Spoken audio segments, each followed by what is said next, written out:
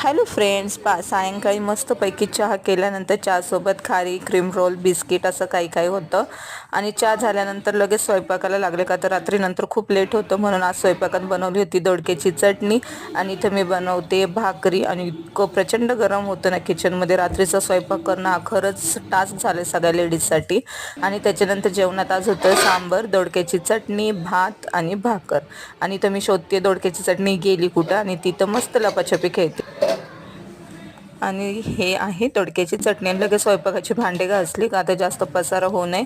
मुलं खाली आई आणि आत्यांसोबत खाली खेळायला गेली होती. आणि ह्या दोघी नणंद भावजया मस्त पापडच्या पार्टी करत होत्या.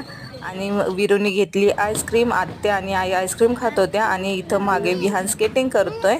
आणि हे नणंद भावजयांचं कसं मस्त चाललं होतं. आणि वरती आल्यानंतर जेवण झाल्यानंतर लगेच किचन सगळं साफ करून घेतलं.